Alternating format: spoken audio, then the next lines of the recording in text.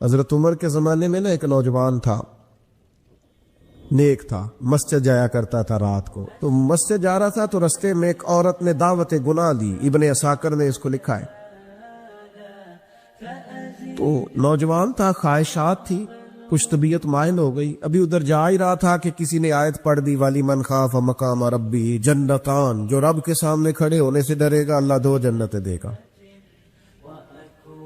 واقعی ڈر گیا، وہ واقعی ڈر گیا.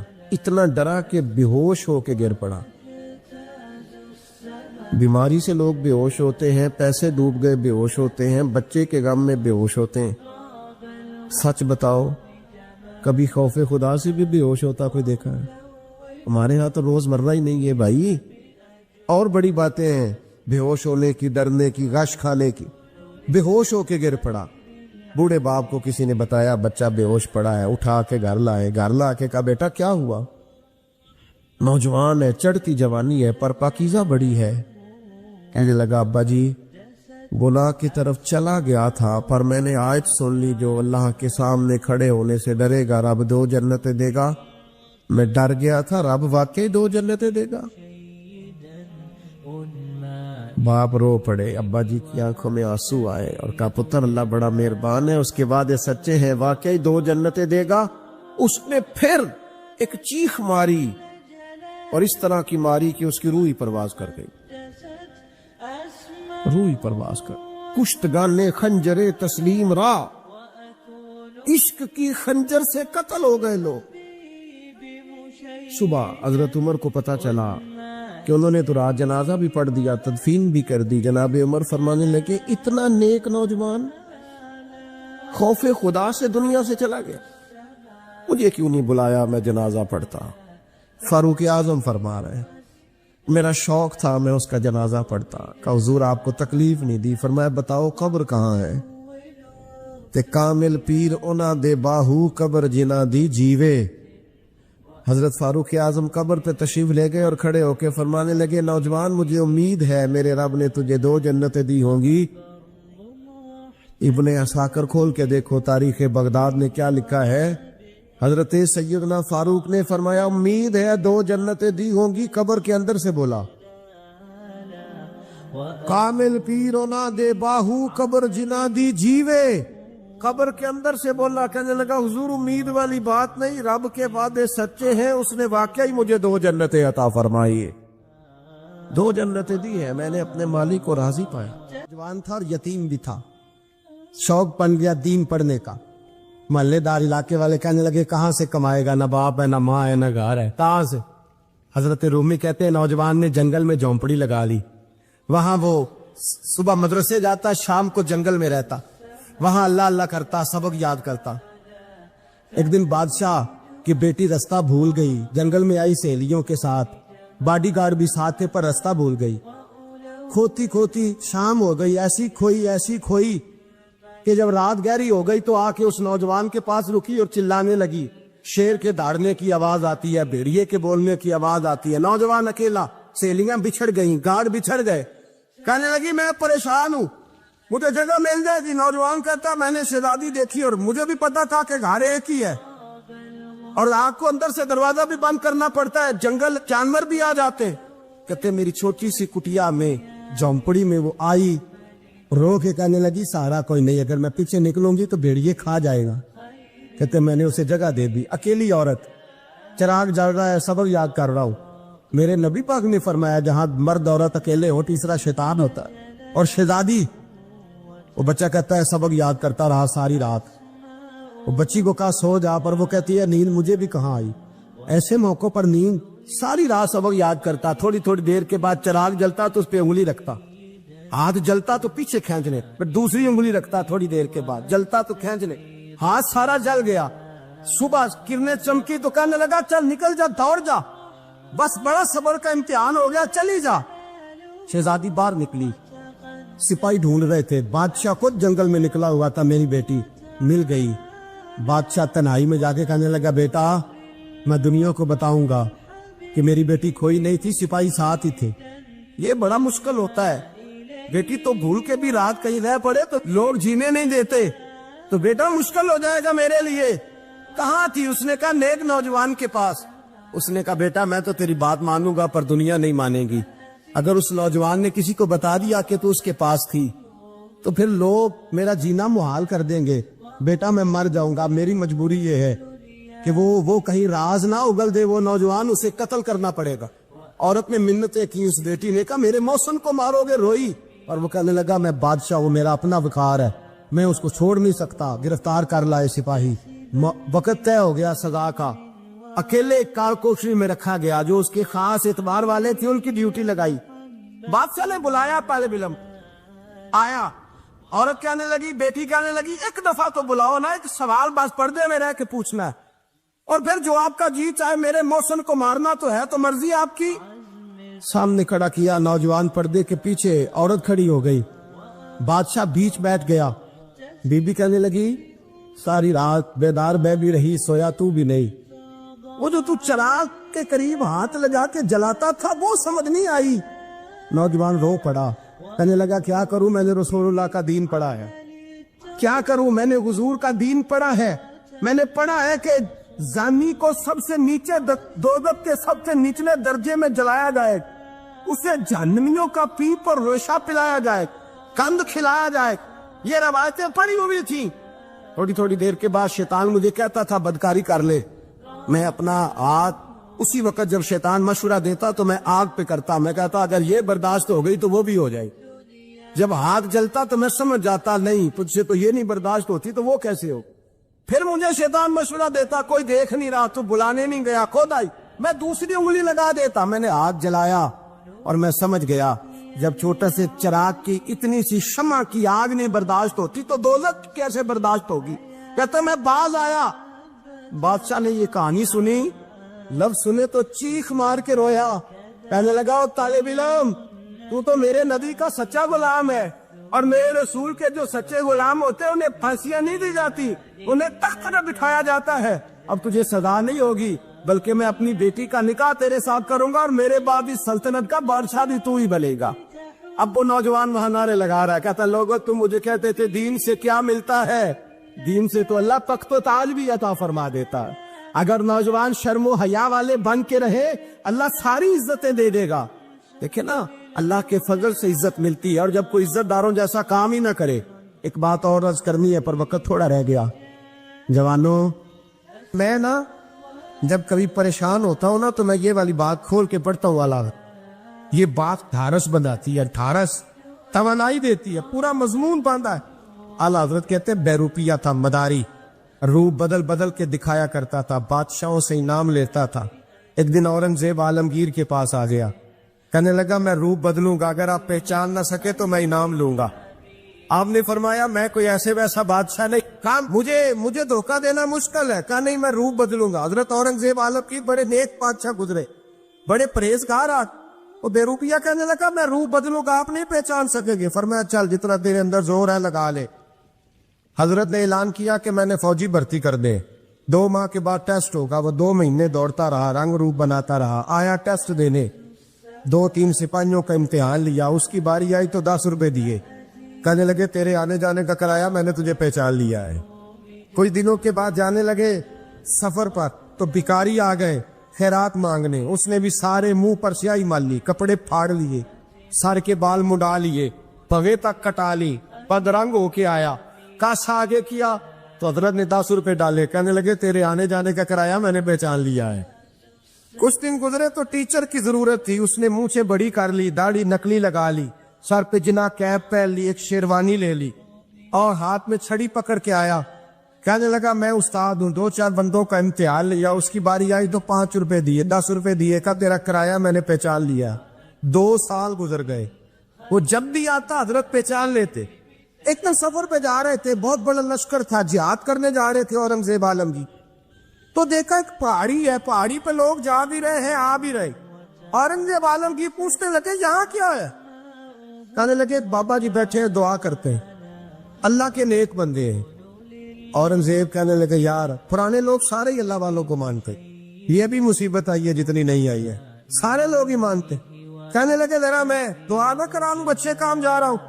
औरंगजेब बादशाह थे, बादशाह लोग नाजुक मिजाज होते हैं, घोड़े से उतरे, बड़ी मुश्किल से पहाड़ी पे चढ़े, ऊपर गए तो लाइन लगी है, बाबा जी कार में बैठे, कहने लगे मैंने मिलना है, मैं औरंगजेब हूँ। उन्होंने कहा हमारा बाबा उस तरह का पीर नहीं कि अमीर आए तो रंग और हो, गरीब आए तो और हो, यहाँ अगर मिलना है तो लाइन में लग जाओ, सब एक जैसे। अब लाइन में खड़े हो गए, 50 आदमी आगे थे, कहते 51वां नंबर था। थक गया धूप में खड़ा खड़ा, जब मैं पहुंचा गार के दाने तो मैंने बाबा जी के चेहरे पे नजर डाली तो बड़ा नूरानी चेहरा, बड़ी खूबसूरत लबो लहजा। मैंने कहा मेरे जैसा आदमी भी पगड़ी बांध ले तो अच्छा लगने लग जाता है, बड़ा खूबसूरत अंदाज। कहते हैं मैं उनके पास अत्ताहियात की हालत में बैठ गया। मैंने कहा हुजूर मैं जा रहा हूँ जिहाद करने, दुआ करना। बुजुर्गों ने हाथ उठाए, अल्लाह इसकी मदद फरमा, दीन को गलबा अता फरमा, इसे दीन का सच्चा पक्का सिपाही बना। फिर थपकी दी, 2-4 नसीहतें निकाल डाली, देखना जुल्म न करना, ज्यादती न करना, जब तू जीत खर न करना, गुरूर न करना, नसीहतें भी कर दी। कहते अब जब मैं उठा तो 2-4 दिनार बतौरे नजराना मुसल्ले के नीचे रखे, और उल्टे कदम जब मैं गार से उतरा उन्होंने रुमाल झाड़ा और उठ के खड़े हो गए, कहने लगे आज नहीं तूने पहचाना, आज नहीं तूने पहचाना, मेरा इनाम बनता है, आज नहीं पहचाना, ला पैसे। औरंगजेब कहने लगा यार तूने हद कर दी, कहां चढ़ा कहां खड़ा रहा, धूप में थक गया, कमाल कर दी भाई तूने। पता तू क्या लेगा, पुख्ते जल्दी बता, वो कितने लोग पीछे धूप में खड़े हैं, लश्कर सारा खड़ा है, क्या लेगा। उसने कहा सबसे कीमती हीरे वो है जो तेरे सर के ताज में लगे हुए, मुझे तेरा ताज चाहिए।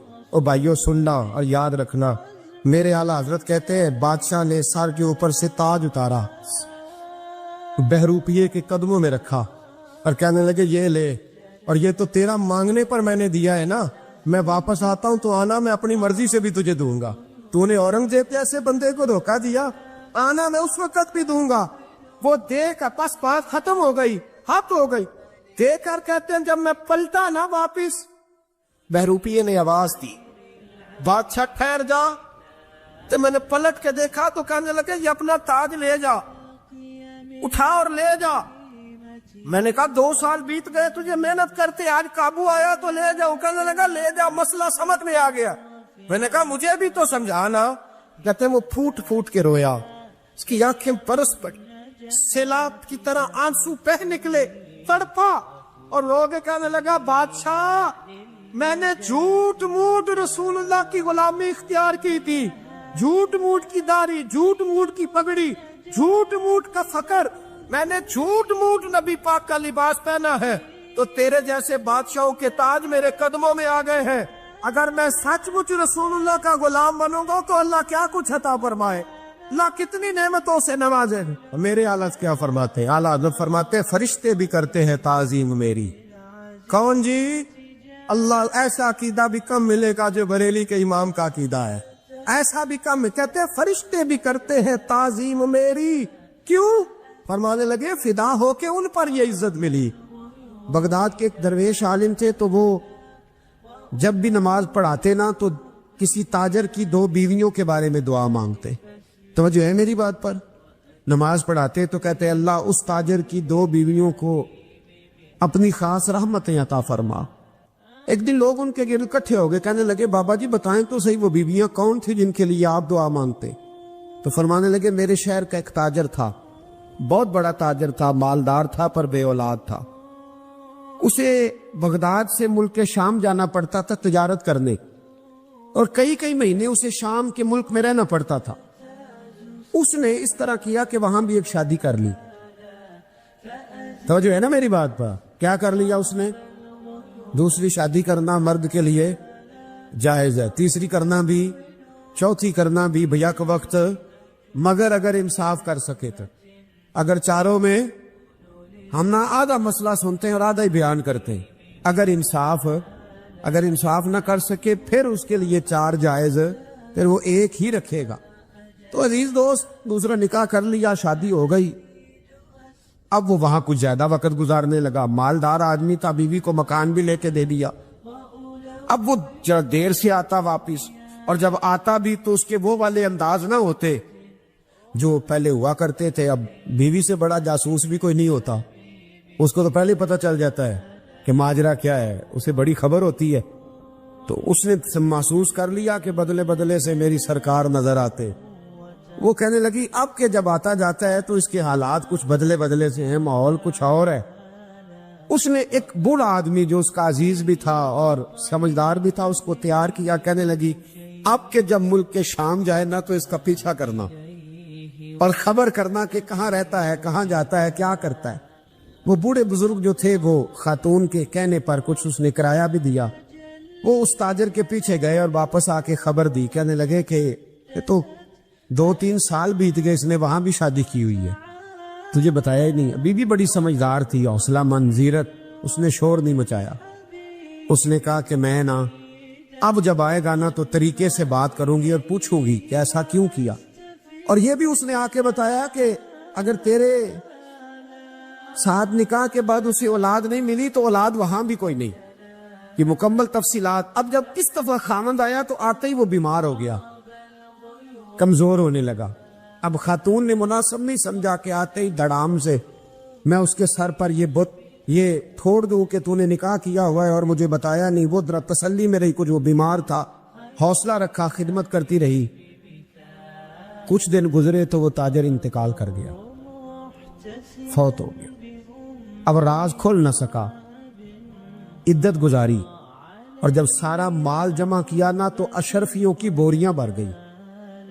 سارا مال اس بی بی کا، 4 بوریوں میں اشرفیاں، 4. یہاں تو پیٹ کا دوزخ ہے، معاذ اللہ، بھرتا ہی نہیں. حل من مزید، حل من مزید. وہ جو کہتے تھے نا کہ بس باہر چلا جاؤں اور باہر میں کچھ تھوڑے سے پیسے کما کے 2-3 سال میں لوٹ آؤں گا، پھر یہاں آ کے کوئی کاروبار کروں گا. وہ گئے ہیں تو واپس نہیں آئے. وہ جو کہتے تھے نا بس میں نے اتنا سا کاروبار کرنا ہے کہ مکان بن جائے، انہوں نے 4 مکان بھی بنا لیے ہیں لیکن بریک حل میں مزید کی دوڑ ہے. اب 4 بوریاں اس عورت نے چھپائے رکھی. کوئی بندہ نہیں جانتا بغداد میں کہ ملک کے شام میں تاجر کی دوسری بیوی بھی ہے. جب وہ فارغ ہوئی تو اس نے اس بوڑھے جاسوس کو پھر بلایا اور 2 بوریاں اونٹ پہ رکھی، خود بھی ساتھ بیٹھی اور ملک کے شام گئی. اللہ اکبر. وہ بزرگ کہتے ہیں میں ایسے ہی نہیں دعا کرتا. اس کو جا کے کہنے لگی میں اکیلی وارث نہیں ہوں، آدھے کی وارث تو بھی ہے. میں اکیلی وارث نہیں، یہ تقسیم وراثت ہے، آدھی کی وارث تو بھی ہے. تو رکھ اپنے پیسے. مجھے پتا ہے اس نے نکاح کیا تھا پر مجھے بتایا نہیں تھا، تو رکھ اپنے پیسے، میں تجھے دے رہی ہوں، آدھے تیرے ہیں آدھے میرے ہیں. اس نے نظر اٹھائی تو رو پڑی. کہنے لگی نہیں اب یہ سارے تیرے ہی ہیں. اگر تو اللہ سے ڈرتی ہے تو میں بھی رب سے ڈرتی ہوں. اگر تو مصطفیٰ کریم کا کلمہ پڑھتی ہے تو میں بھی اسی نبی کی ماننے والی ہوں. کہا بات کیا ہے، میرا کیوں ہے سارا؟ تو وہ خاتون کہنے لگی وہ 2 سال 3 سال سے میرے ساتھ نکاح تھا اور اس نے بتایا تھا مجھے کہ میری بیوی بھی ہے اور میں غریب تھی تو میرے والدین کو بھی بتایا تھا کہ میری دوسری شادی ہے. یہ مکان اس نے مجھے لے کے دیا تھا، میرے تمام اخراجات وہ پورے کرتا تھا، نان و نفقہ کا خیال رکھتا تھا. لیکن اب کہ جب وہ آیا تو وہ بیمار تھا. اس نے مجھے بتایا کہ مجھے طبیب نے بتایا ہے کہ میں شدید بیمار ہوں، شاید بچ نہ سکوں. تو کہنے لگی وہ مجھے کئی لاکھ روپے بھی دے گیا اور جاتے دفعہ مجھے طلاق بھی دے گیا، فارغ کر گیا. کہنے لگا تو جہاں چاہے میرے بعد نکاح کر سکتی ہے. اور کہنے لگا میں چاہتا تھا پہلی بیوی کو بتا دوں، موقع نہیں بنا اور اس کا دل نہ ٹوٹے، بتا نہیں پایا. لہذا وہ مجھے ڈھیر سارے پیسے دے چکا ہے، سارا میرا حصہ مجھے پہلے سے دے چکا ہے. میری بہن اب یہ 4 بوریوں میں سے 2 میری نہیں بلکہ 4 کی 4 ہی تیری ہے، تو ہی اس کی حقدار ہے. تو بزرگ کہتے ہیں مجھے بتاؤ جن کے اندر اس قسم کے تقوی کی جھلک ہو ان کے لیے ہر نماز کے بعد دعا مانگنی چاہیے کہ نہیں مانگنی چاہیے؟ ہمارے صوفیاء تصوف میں ایک جملہ بولتے ہیں کہ تیرا تو فقر بوزر ہے، یعنی جن کو صحیح درویش کہتے ہیں نا، صحیح درویش. مولا علی شیر خدا رضی اللہ تعالیٰ عنہ فرمایا کرتے 2 ہی تو بندے جو رب کے رستے میں کسی شے کی پرواہ نہیں کرتے. حضور کون سے؟ فرمایا ابو ذر غفاری ہے اور دوسرے علی المرتضیٰ ہے. مولا علی فرمایا کرتے یہ نا مسلمانوں میں سے 4 یا 5ویں مسلمان ہیں. شروع سے ایک سلیم الطبع آدمی، کچھ لوگ طبع بڑے نفیس ہوتے ہیں، طبع نہیں، اللہ کی طرف سے شروع سے ہی ان کا جو قبیلہ تھا بنو غفار وہ رہزنی کرتا تھا، لوگوں کو لوٹ لیتا تھا. شروع میں یہ کام کیا لیکن جب کچھ لوگوں کی چیخیں کانوں میں گئیں تو چھوڑ دیا، فرمایا نہیں یار طبیعت نہیں مانتی. اور نبی پاک کا کلمہ پڑھنے سے پہلے ہی بتوں کی پوجا چھوڑ کے رب کی عبادت شروع کر دی. لوگ پوچھا کرتے تھے آپ عبادت تو کرتے تھے پر منہ کدھر کرتے تھے؟ فرماتے تھے جدھر وہ کرا لیتا تھا کر لیتے تھے. کسی نے انہیں بتایا کہ مکے میں ایک شخص ہیں جنہوں نے اعلان نبوت کیا ہے، آپ کی طرح کی باتیں کرتے ہیں. انہوں نے اپنے بھائی کو بھیجا، ان کا نام انیس تھا. پتہ کر کے واپس آئے، بھائی کہنے لگے ابو ذر، ان کا نام جندب ہے، اصل میں زر ان کے بیٹے کا نام ہے اور کنیت سے زیادہ معروف ہیں، ابو ذر غفاری کہلاتے ہیں. فرماتے ہیں کہ بھائی نے آ کے بتایا کہ وہ نیکی کا حکم دیتے ہیں، برے کاموں سے منع کرتے ہیں، صلہ رحمی کا پیغام دیتے ہیں، لیکن لوگ سارے مخالف ہیں. یہ چیز بھی بڑی کاؤنٹ ہوتی ہے، اسے نہ کاؤنٹ کیا کریں. لوگوں کی ترجیحات بدلتی ہیں، صبح کچھ، دوپہر کچھ، شام کچھ، اسے نہ کاؤنٹ کریں. انہوں نے اس بات کو کاؤنٹ کر کے بتایا کہ لوگ ان کے جو ہے نا وہ مخالف ہیں سارے. تو حضرت ابو ذر غفاری کہنے لگے مجھے تسلی نہیں ہوئی، میں خود جا کے پتہ کروں گا. کہتے ہیں مکہ شریف آیا تو کسی ایسے آدمی سے پوچھ بیٹھا، میں تو کچھ اور سمجھا تھا، وہ کچھ اور نکلا. مکے والوں نے بڑا مارا. مکے پہنچ کے پہلی جو چیز ملی وہ مار کھانے کی تھی. اب میں ڈرتے کسی سے پوچھتا ہی نہ، بھوک بھی بڑی تھی، رہنے کو جگہ نہیں تھی، حرم شریف میں لیٹا رہتا تھا. میرے نصیب دیکھو، مجھے ایک شخص نے آ کے ہلایا، کہنے لگے اگر مناسب سمجھیں تو میں آپ کو دیکھ رہا ہوں کافی دیر سے، آپ کوئی پردیسی ہیں، آپ کا اپنا مہمان نہ بنا لوں. تو میں نے کہا آپ کا کیا نام ہے؟ کہنے لگے میرا نام ہے علی ابن ابی طالب.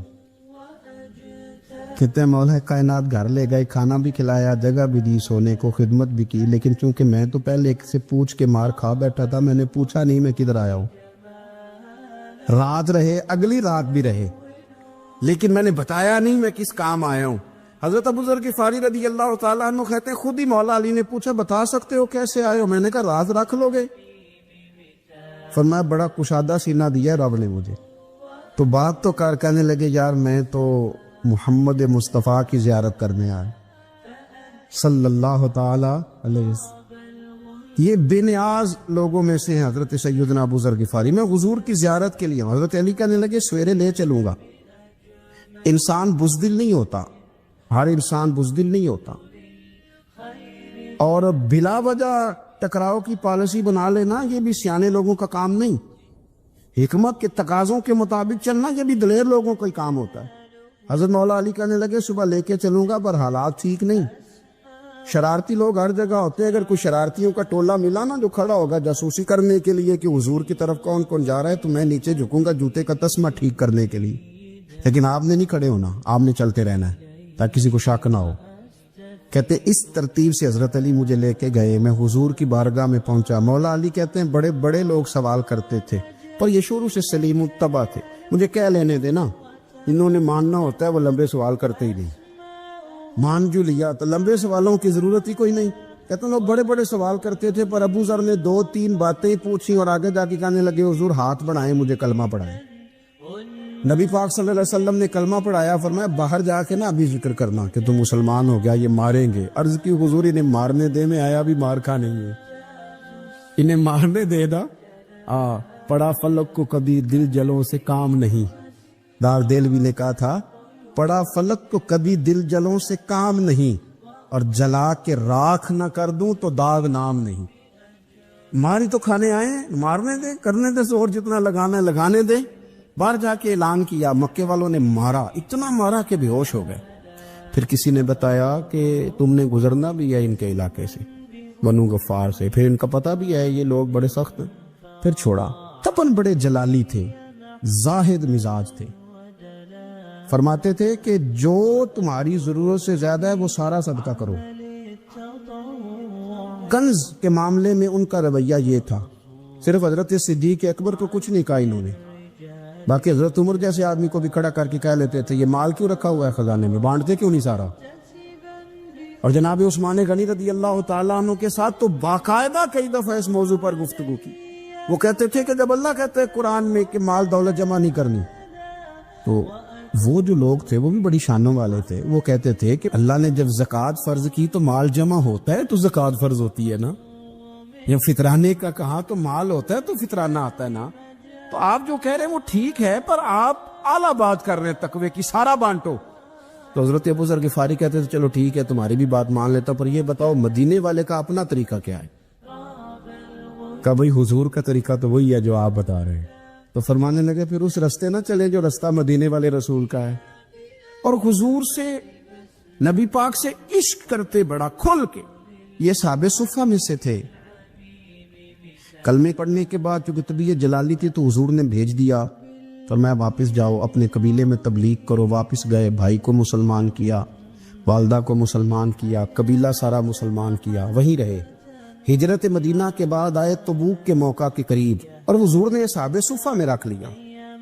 نوکری کرتے مدینے والے رسول کی، دلیر آدمی تھے، بڑا قبیلہ تھا، پر ڈیوٹی کرتے، ڈیوٹی خدمت کرتے. ایک بیٹا تھا زار اس کا نام تھا، اس کی ڈیوٹی لگائی تم نے میرے نبی پاک کے اونٹ چرانے.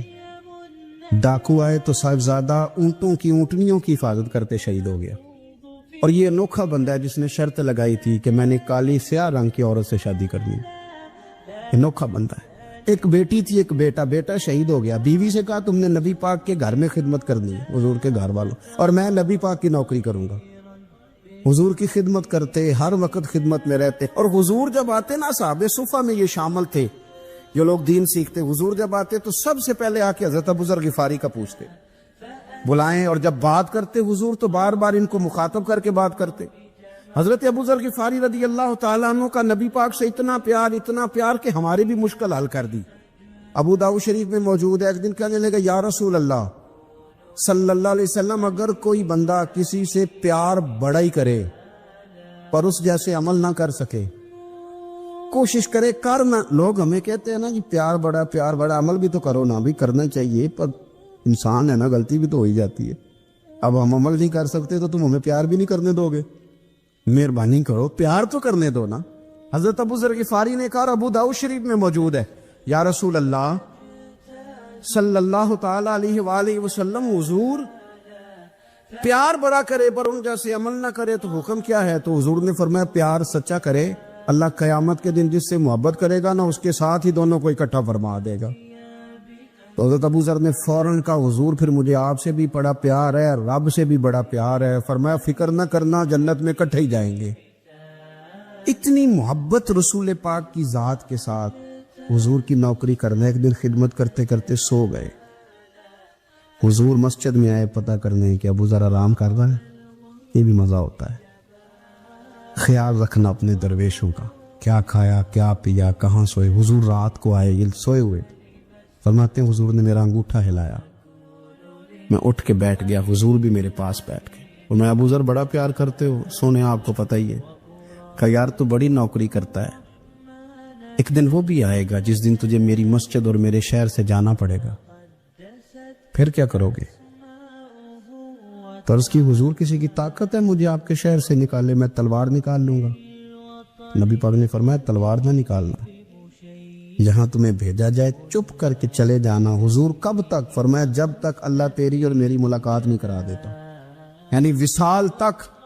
یہ واحد شخص ہے کہ حضور کے وصال ظاہری کا وقت آ گیا تو فرمایا کوئی میرے ابو ذر کو بلاؤ.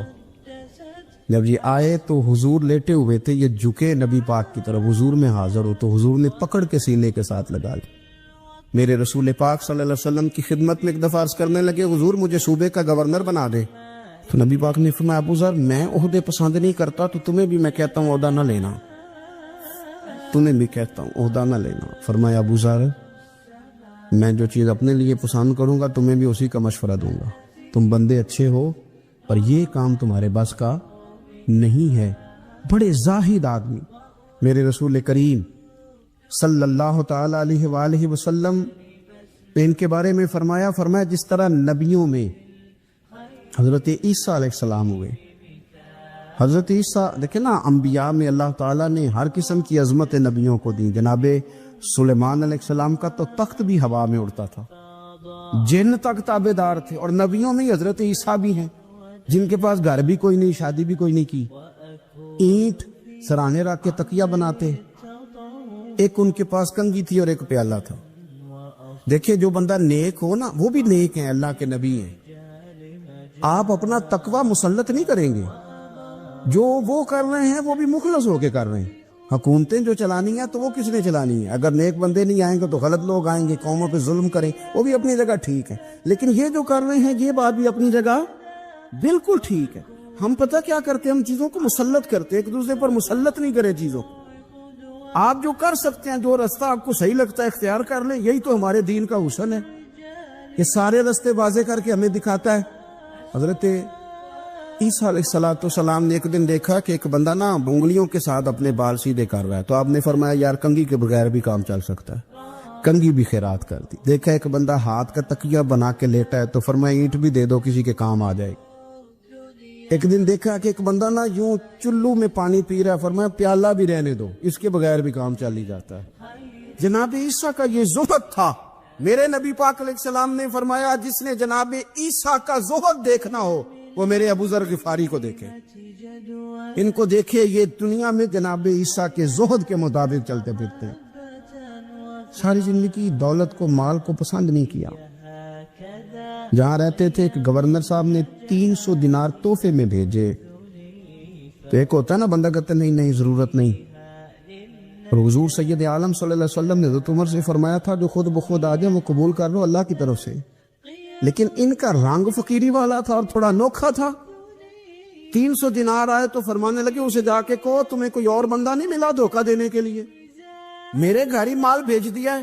فرمانے لگے میرے پاس گدھا ہے سواری کرنے کے لیے, میرے پاس بکریاں ہیں دودھ پینے کے لیے, میرے پاس ایک چادر اضافی ہے سامان میں سے. میں تو ڈرتا ہوں کہ رب کہیں اس چادر کے بارے میں سوال نہ پوچھ لے, اور تم ہو کہ میرے پاس یہ لے کے آئے ہو. حضرت عثمان غنی کے پاس جا کے کہا کرتے کتنا لوگوں کے پاس پیسہ آ گیا ہے, ہر بندے کے گھر میں مال ہے, یہ کیا ہو رہا ہے, لوگوں سے کہیں خرچ کریں غریبوں پہ. عثمان غنی فرمانے لگے تمہیں تو خوش ہونا چاہیے کہ میرے دور میں لوگ خوشحال ہو گئے. آپ فرمانے لگے نہیں, وہ والا رنگ زیادہ بہتر ہے جو مدینے والے نے اختیار فرمایا, کیونکہ کچا رنگ للاری والا چڑھدا تے لیندا رہندا عشق تیرے دا رنگ محمد, جدوں چڑھ جائے پھر نہیں لیندا.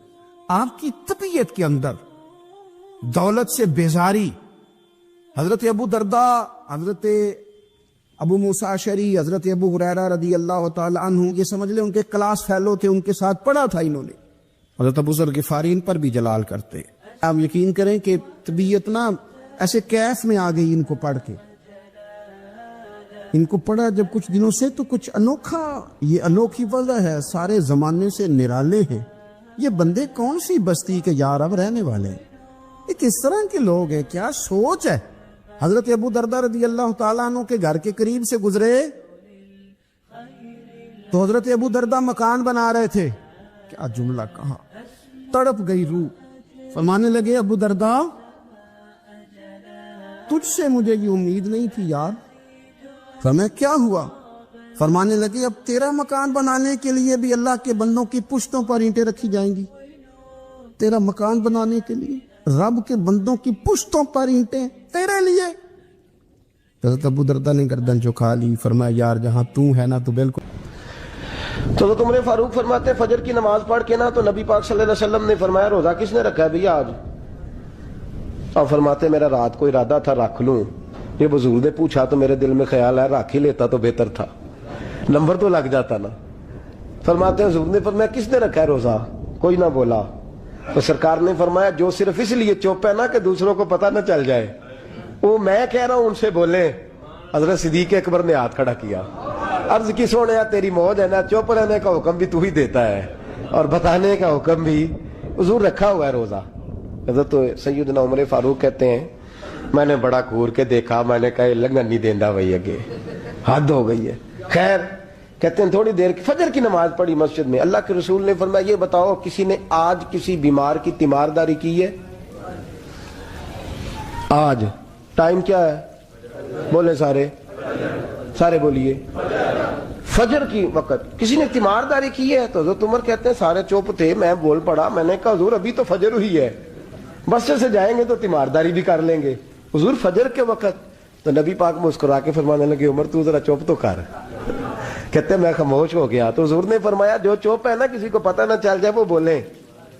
تو حضرت ابو بکر صدیق نے ہاتھ کھڑا کیا, عرض کرنے لگے یا رسول اللہ صلی اللہ علیہ وسلم, 3 دن سے عبد الرحمن ابن عوف نماز پڑھنے نہیں آ رہے تھے مسجد میں.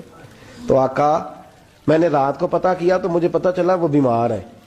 رات عشاء کے بعد پتہ کیا تو میں اپنے اس دوست کی عادت کو جانتا ہوں, وہ عشاء کے بعد جلدی سو جاتا ہے لیکن تہجد کے وقت ضرور اٹھتا ہے جتنا مرضی بیمار ہو. تو حضور آج میں ذرا جلدی اٹھا ہوں کیونکہ وہ تہجد میں جاگ جاتا ہے, تو حضور میں تیمارداری کر کے نماز پڑھنے آیا ہوں. حضرت عمر کہتے ہیں مجھے بڑا غصہ آیا, میں نے کہا ذرا نماز موکل لینے نے, میں پوچھنا بھی تینوں کام کوئی نہیں ہو رہا. فرماتے میں نے کہا یار حد ہو گئی ہے اس شخص کی, سویرے تیمارداری بھی کر رہا ہے. کہتے اللہ یہ میں نے کہا یہ رقابت نہیں, یہ محبت کی جنگ ہے, یہ محبت ہے, اس کو کوئی لوگ غلط مطلب بڑی جلدی لیتے ہیں نا. حضرت عمر فاروق فرماتے ہیں چپ ہو گئی تھے کہ سرکار نے تیسرا سوال پوچھا. حضور نے فرمایا کسی نے کسی مسکین کو کوئی صدقہ بھی دیا آج کے نہیں؟ تو حضرت عمر کہتے ہیں میں نے کہا حضور رات عشاء پڑھ کے میں نے دیا تھا. فرمایا تو عشاء کی بات کر رہا ہے, میں آج کا پوچھ رہا ہوں. آج تو حضرت عمر کہتے ہیں مجھے پکا پتا تھا ان نہیں بولنے جو بولے تھے. تو آپ فرماتے ہیں میں نے توجہ حضرت ابو بکر کی طرف کر لی, میں کہا 10 روپے صدقہ کیا ہے کہ نہیں کیا؟ تو حضرت سیدنا عمر فاروق فرماتے ہیں جب ابو بکر بولا تو میں رویا. جب صدیق اکبر نے بات کی تو میرے چھم آنسو نکلے. میں نے کہا یار تجھ سے کوئی نہیں فتح لے سکتا. حضرت سیدنا ابو بکر صدیق فرمانے لگے یا رسول اللہ آج میں تہجد کی نماز کے لیے اٹھا تو میرا پوتا بھی اٹھ گیا. حضور اس نے میرے ساتھ 2 نفل پڑھے تو کہنے لگا دادا جی بھوک لگ رہی ہے. تو میں نے اس کی دادی سے کہا کہ میرے پوتے کو 2 روٹیاں تو پکا دے. اس نے 2 روٹیاں پکائیں, ایک روٹی اس نے کھا لی, بچہ تھا, دوسری ہاتھ میں پکڑ لی. حضور گھر سے باہر نکلے تو ایک مسکین دروازے پہ کھڑا تھا, کہنے لگا رات سے کچھ نہیں کھایا. فرماتے ہیں تازی روٹی پوتے کے ہاتھ سے لے کے مسکین کو دی, پھر میں نے پتہ لیا واپس آیا ہوں. حضرت عمر کہتے ہیں پہلے میں مسکرا رہا تھا, پھر میری چیخ نکلی, میرے رسول پاک کے بھی آنسو آئے. فرمایا ابو بکر پوچھ اس لیے رہا ہوں کہ ابھی جبریل آئے تھے اور وہ کہہ گئے ہیں کہ یا رسول اللہ صلی اللہ علیہ وسلم جنت میں ایک حاجیوں کا دروازہ ہے جس سے صرف حاجی جنت میں جائیں گے, ایک روزے داروں کا دروازہ ہے جس سے روزے دار جنت میں جائیں گے, ایک سخیوں کا دروازہ ہے جس سے سخی جنت میں جائیں گے. یا رسول اللہ ابو بکر صدیق کو رب کا سلام کہہ دیں اور کہیں رب فرماتا ہے ابو بکر جب تو جنت کی طرف منہ کرے گا اللہ سارے دروازے کھول. ابو بکر صدیق اور جناب عمر فاروق کی نا کسی بات میں شکر رنجی ہوگی, اختلاف رائے ہوگی. تو جناب عمر ذرا ڈاڈی طبیعت کے بندے پہ ڈانٹ دیا ابو بکر صدیق کو. تو صدیق اکبر نرم بندے تھے, ماڑے دا کی کام محمد نس جانا یا رونا. تو وہ گا کے نا تو پہلے گھر روئے پھر حضور کے پاس چلے گئے. جناب عمر کہتے ہیں مجھے بھی خیال آیا کہ یار یہ مجھے نہیں کرنا چاہیے تھا. تھوڑی دیر کے بعد اچھے لوگ جو ہوتے ہیں ان کا غصہ جلدی اتر جاتا ہے. کہتے میں نے جا کے جناب صدیق اکبر کے دروازے پہ دستک دی تو پتہ چلا وہ تو گھر ہی نہیں. میں سمجھ گیا, میں ڈر گیا, میری ٹانگیں کانپنے لگی. کیوں ڈر رہے ہو عمر؟ فرمانے لگے اس لیے ڈر رہا ہوں کہ ابو بکر جب اپنے گھر نہیں ہوتے تو دروازہ رسول پہ ہو. ساری بات تو سنا دی ہوگی. فرماتے ہیں میں نبی پاک کی بارگاہ میں پہنچا, سامنے ابو بکر بیٹھے ہیں, پشت مبارک میرے کریم رسول کی کعبے کی جانب, چہرہ صدیق اکبر کی جانب, دونوں کی گردنیں جھکی ہوئی. جناب عمر پاک فرماتے ہیں کہ میں بیٹھا تھا اور سوچ رہا تھا, سلام لی جواب ملا پر گردنیں نہیں اٹھائیں دونوں نے, مقدس گردنیں جھکی رہی. میں سوچ رہا تھا کہ اب حضور مجھے ڈانٹیں گے تو میں صدیق کے پیر پکڑوں گا, میں علی کو سفارشی بناؤں گا, میں منت کروں گا, لیکن کوئی بولے تو بات بنے نا. کہتے ہیں جب دیر ہو گئی, یہ سکوت بھی بڑا مشکل ہوتا ہے. اوہو اگر کبھی وہ چپ کر جائے تو یہ بھی بڑا مسئلہ ہے, محبوب بھی چپ کر جائے. کہتے میں بڑا پریشان ہوا, جب میرا کلیجہ منہ کو آیا نا تو جناب عمر کہتے میں بولنے لگا تو آنسو میرے پہلے نکل گئے. اللہ اکبر. کہتے میں نے رو کے کہا سونیا بھول گیا تھا, میں گیا تھا ابو بکر کے گھر معافی مانگنے پر یہ یہاں آ گئے. یہ میرے دوستو اسے میری تقریر نہ سمجھنا, میرے رسول پاک کے یہ اصل لفظ آپ کو کتاب میں ملیں گے. آپ طبقات ابن سعد اٹھا کے دیکھیں. جناب عمر کہتے ہیں میں نے عرض کی حضور میں نے غلطی سمجھ لی تھی, میں گیا تھا ابو بکر کے گھر حضور, میں بھول گیا تھا. فرماتے ہیں نبی پاک نے جب گردن مبارک اٹھائی تو حضور کی داڑھی آنسوؤں سے بھری ہوئی, اور لفظ کیا تھے؟ فرمایا عمر تم میری خاطر میرے ابو بکر کو معاف نہیں کر سکتے تھے. اب بات کو سمجھیں, یہ نہیں فرمایا ابو بکر نے غلطی نہیں کی، فرمایا چھوڑ نہیں سکتے تھے، تم میری وجہ سے میرے صاحب کو چھوڑ نہیں سکتے تھے۔ پھر حضور نے فرمایا عمر یہ سارا مکہ تلواریں لے کے مجھے قتل کرنے آتا تھا، یار یہ اکیلا تھا، آئے ہائے، اس نے کھول کے بازو کہا تھا کہ جو حضور تک جائے گا میری لاش سے گزر کے جائے گا۔ فرمایا دنیا بھول جاتی ہے، مجھے یاد ہے ابو بکر صدیق نے مال بھی دیا، اولاد بھی دی، میری خاطر چھوڑ نہیں سکتے تھے۔ جناب عمر کہتے ہیں میں اس کے بعد سمجھ گیا کہ میرے مصطفیٰ کی رضا اسی میں ہے کہ ابو بکر کو راضی رکھا جائے۔ سبحان اللہ۔ ہر شخص کو اجازت ہے، اگر حقوق ادا کر سکتا ہے تو ایک وقت میں 4 نکاح کرے، اسے اجازت ہے، اگر حق دے سکتا ہے تو اجازت ہے۔ مولا علی نے بھی ارادہ کیا سیدہ کی موجودگی میں اللہ کہ میں دوسرا نکاح کر لوں، ساری کائنات کو اجازت ہے۔ تو سیدہ فاطمہ کے دل کو نہ تکلیف ہوئی، دوڑی آئی حضور کی بارگاہ میں۔ بی بی صاحبہ نے زندگی بھر کھل کے کوئی بات نہیں کی، آج بھی آئیں تو چپ کر کے بیٹھ گئیں۔ بیٹیاں بڑی پیاری ہوتی ہیں، ابا ہی انہیں بگاڑتا ہے، لاڈ ابا ہی دیکھتا ہے، کیا کریں مجبوری ہے۔ تو پھر میں نے دیکھا ہے بڑے بڑے سیانے ابے سگی بہن کے بیٹے کو بھی رشتہ دے کے نا، چاہے پالا بھی بھانجا خود ہی ہو، تو گھر جا کے معافی مانگتے ہیں، پتر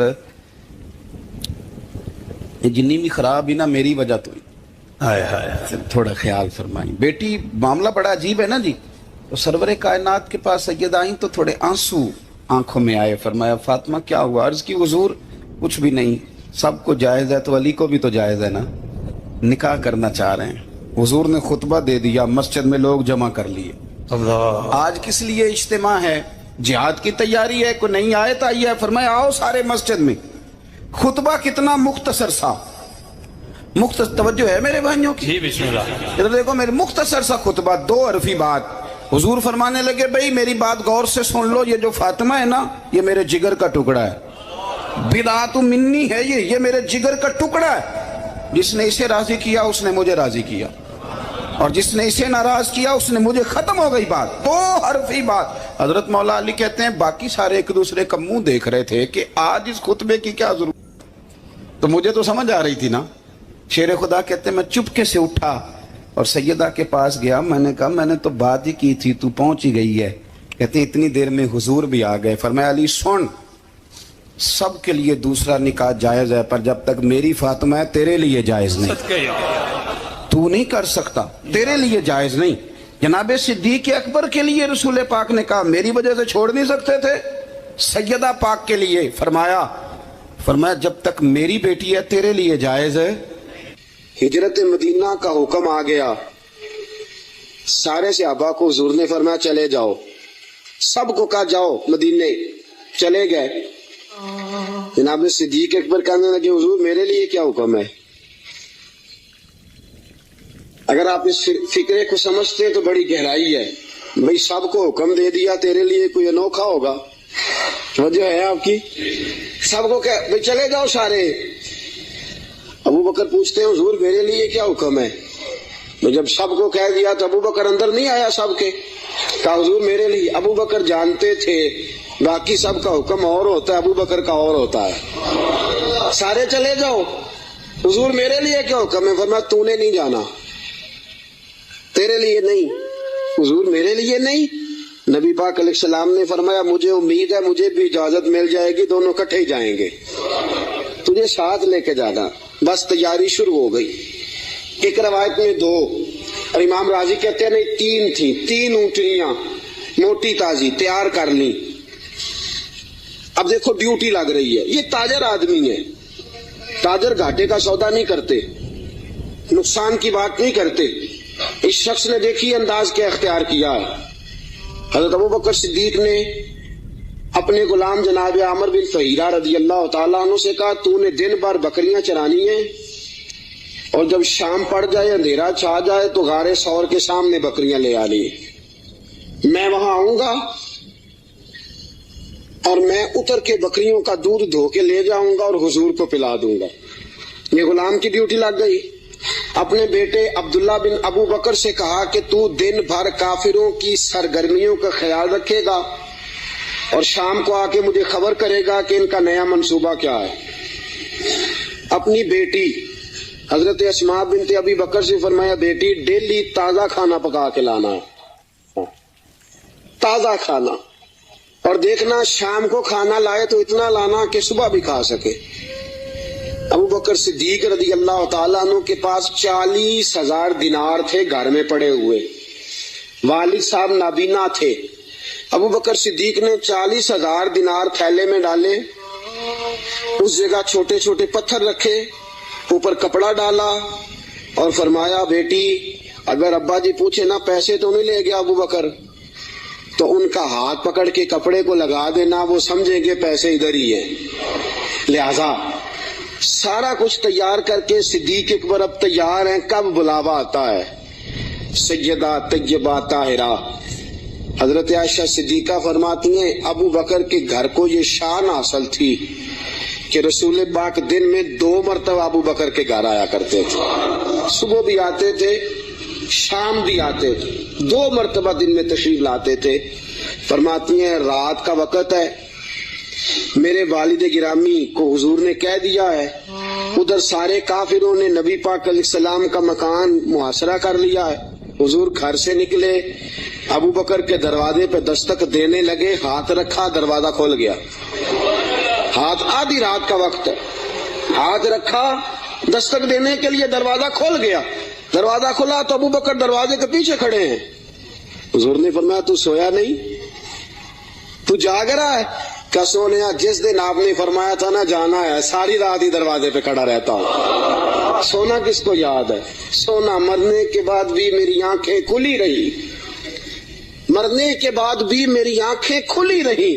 مجھے عادت جو پڑ گئی تھی تیرے انتظار کی کہ یا رسول اللہ جس دن فرمایا تھا جانا ہے ساری رات دروازہ کھول کے انتظار کرتا ہوں، سونا جب بھی آئے گا فوراً نکلیں گے. رسول پاک علیہ السلام نے فرمایا میرے پاس جبریل آئے اور عرض کرنے لگے حضور آپ کو اجازت ہے ہجرت کر سکتے ہیں. تو میں نے کہا میرے ساتھ کون جائے گا؟ تو جناب جبریل کہنے لگے رب فرماتا ہے ابو بکر کو ساتھ لے جانا. ابو بکر صدیق کو ساتھ نکلے. اب ایک شخص تھا عبداللہ بن اریت اس کا نام تھا. جناب صدیق اکبر چونکہ رستہ وہ اختیار کرنا تھا مدینے جانے کے لیے کہ جو عام رستہ نہیں جس سے سب لوگ جاتے تھے اس رستے نہیں جانا تھا.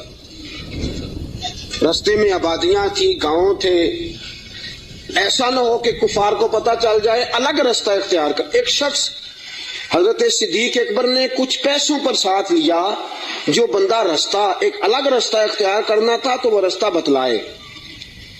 اور اعلیٰ حضرت رحمت اللہ نے لکھا ہے کہ جس رستے سے روٹین میں لوگ جاتے ہیں وہ رستہ اختیار نہیں فرما. جب نکلے نا گھر سے غار ثور تک، اس وقت اونٹنی پہ نہیں بیٹھے. آپ نے عبداللہ نامی شخص کو کہا کہ تو 3 دن کے بعد یہ اونٹنیاں لے کے غار کی دوسری سائڈ پہ پہنچ جانا. 3 دن کے لیے جب گئے ہیں، رات کو تو پیدل گئے ہیں. نکلے غار ثور کی طرف، نبی پاک ساتھ ہیں، ساری رات کی نیند ہے، حضور کا جسم مبارک نازک ہے. غار ثور تک جاتے ہی تھک گئے رسول پاک علیہ السلام، بظاہر تھک گئے، عمر بھی زیادہ نہیں. ابو بکر صدیق 2-2.5 سال تو چھوٹے ہیں صرف. رسول پاک صلی اللہ علیہ وسلم غار ثور پہ جانا ہے، اللہ آپ سب کو مکے لے جائے. آمین تو کہہ دو. اللہ آپ کو مکے لے جائے، لے جائے اللہ تبارک و تعالیٰ آپ کو، تو پھر آپ غار ثور پہ بھی جائیں. ویسے مجھے ایک شخص ملا مکے میں جو کہتا ہے مجھے 18 سال ہو گئے میں اوپر نہیں گیا، ڈر لگتا ہے. 18 سال ہو گئے رہتے ہوئے اوپر گیا، اس لیے کہ اونچی بڑی ہے. 5413 فٹ اونچی غار ہے. 5400 رستہ بھی کوئی نہیں. اور یہ وہ غار ہے جس کا اللہ نے قرآن میں ذکر فرمایا ہے، اذ ہما فی الغار، جب وہ دونوں غار میں تھے.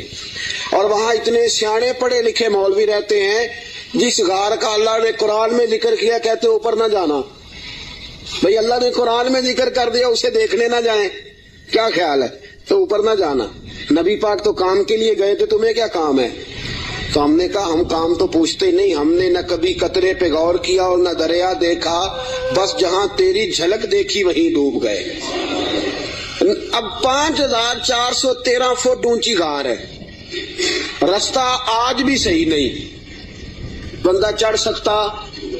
तुसी कदों आखना नहीं, जेड़े चढ़े उन्होंने पूछो बंदा की है।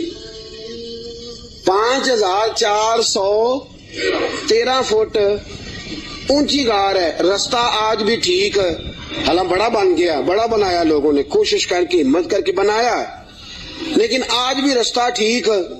उस दौर में कैसा होगा? और एक बात मैं आपको पहले बता चुका कि वो रास्ता इख्तियार भी नहीं करना गार बजाने के लिए जो रूटीन में लोग इस्तेमाल करते हैं, अलग रास्ते से जाना है, वो रास्ता तो इस्तेमाल ही नहीं करना।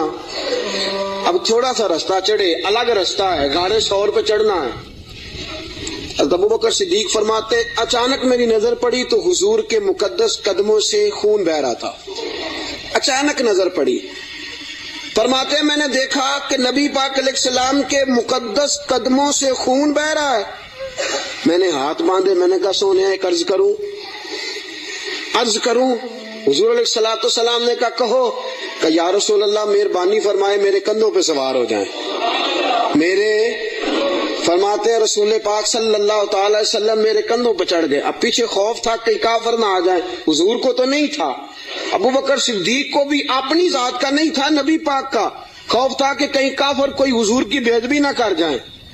नबी पाक अलैहिस्सलाम को कंधों पे बिठाया, रसूल पाक अलैहिस्सलाम ने दोनों बाजू उनके गले में डाले, टांगों मुबारक के पीछे से जनाब सिद्दीक अकबर ने हाथ डाले। आला हज़रत फरमाते आराम आराम से नहीं, सांस ले ले के नहीं, सुकून से नहीं, अबू बकर ने एक कदम उठाया है तो सांस फिर गारे 100 पे जाके लिया, गारे 100 पे जाके। और चढ़ते किस तरह है? एड़ियां जमीन पे नहीं रखते, सिर्फ पंजे रखते हैं, इस तरह तेजी के साथ, कहीं पीछे कोई आ ना जाए, फटाफट तेजी के साथ, पूरा पैर नहीं जमाते। अबू बकर पूरा पैर क्यों नहीं जमाते? कहा अगर पंजा पूरा लग गया तो काफिर पहचान जाएंगे कदमों के निशानों की वजह से। पूरा पंजा और तेजी के साथ, तेजी। मियां मोहम्मद बख्श साहब आरफे खड़ी रहमतुल्लाह अलैह फरमाते हैं, देखो पब्बा पहाड़ कदम नहीं जे लाउंदा, पब्बा पहाड़ है, पूरा कदम नहीं जे लाउंदा, पब्बा पहाड़ कदम नहीं लाउंदा ते 100 पहाड़ ते चढ़िया जांदा। पब्बा पहाड़ कदम नहीं लाउंदा, 100 पहाड़ ते चढ़िया ओ पे जांदा ते यार नबी दा। तेज तेज जा रहे थे ना, तो बुजुर्गों ने उसकी मंजर कशी की, तेजी से बात की, ओ पे पब्बा पहाड़ कदम नहीं जे लाउंदा, 100 पहाड़ ते चढ़िया जांदा ए ओ पे जांदा ते यार नबी दा। पब्बा पहाड़ कदम नहीं लांदा, 100 पहाड़ ते चढ़िया जांदा ओ पे जांदा ते यार नबी दा। ए असली दिलदार नबी दा, ए असली दिल। अब गाड़े 100 पे पहुंच गए, बस ठीक है, सांस लेना चाहिए, आराम करना चाहिए। हुजूर को बिठाया, 4 चादरें हैं सिद्दीक अकबर के पास, एक चादर है गले के अंदर रखी, 2 चादरें सीना बंद के तौर पे बांधी, चौथी पगड़ी है सर पे। जनाब सिद्दीक अकबर ने चादर खोली, नबी पाक के नीचे बिछाई, का हुजूर आप बैठे, मैं जरा अंदर जाके देख लूं गार में कुछ हो ही ना। इमाम फखरुद्दीन राजी फरमाते हैं गारे 100 में 70 सुराख थे। कितने? माजरा क्या था? माजरा ये था कि जनाब ईसा अलैहिस्सलाम अपनी उम्मतियों को तबलीग फरमा रहे थे, तो जनाब ईसा अलैहिस्सलाम ने फरमाया कि आखिरी जो पैगंबर आएंगे बड़ी शान वाले होंगे, बड़ी अजमत वाले होंगे, जो उनको एक नजर देख लेगा ईमान की हालत में, अल्लाह उस पर भी जहन्नम हराम फरमा देगा। एक बार जो ईमान की हालत में देख लेगा, दोज़ख की आग से बच गया, खात्मा बिल खैर हो गया तो बच गया। एक सांप भी तकरीर सुन रहा था। कौन? सांप भी तकरीर सुन रहा था। लोग चले गए तो सांप अल्लाह के नबी के पास आ गया, कहने लगा हजरत जी उन्होंने कब आना है?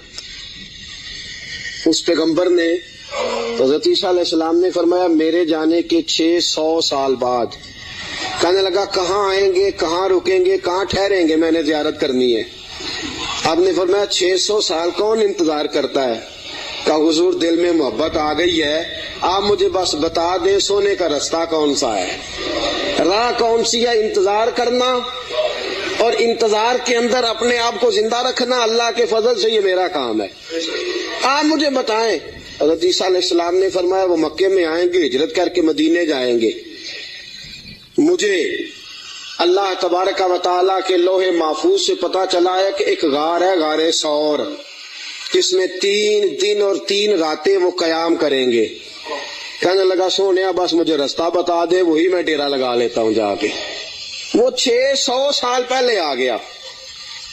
जब वो गारे सौर में पहुंचा, उसने सोचा कि गारे सौर में आ गया हूं तो इसमें हुजूर तशरीफ लाएंगे तो नबी पाक बैठेंगे भी, आराम भी करेंगे, लेटेंगे भी।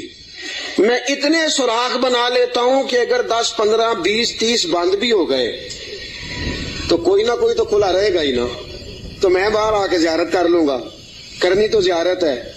उसने 2, 4, 10 सुराख नहीं किए, पूरे 70 किए, 70 किए। अब वो उसका अपना इश्क था और ये जो अंदर बंद करने गया इसका अपना इश्क था। उसने 70 सुराख किए कि चलो कोई तो खुला रहेगा ना। अबू बकर सिद्दीक ने कहा बारी मेरी है देखने की, किसी और को मौका मिल ही नहीं सकता। जनाब सिद्दीक अकबर रज़ियल्लाहु ताला अन्हु ने सारे कपड़े फाड़ दिए अपने। अस्सलाम वालेकुम। उम्मीद करता हूँ आप हज़रात को ये बयान अच्छा लगा होगा। बयान अच्छा लगे तो वीडियो को लाइक करें और चैनल को सब्सक्राइब करें और फिर बाद में मिलते हैं। अल्लाह हाफिज।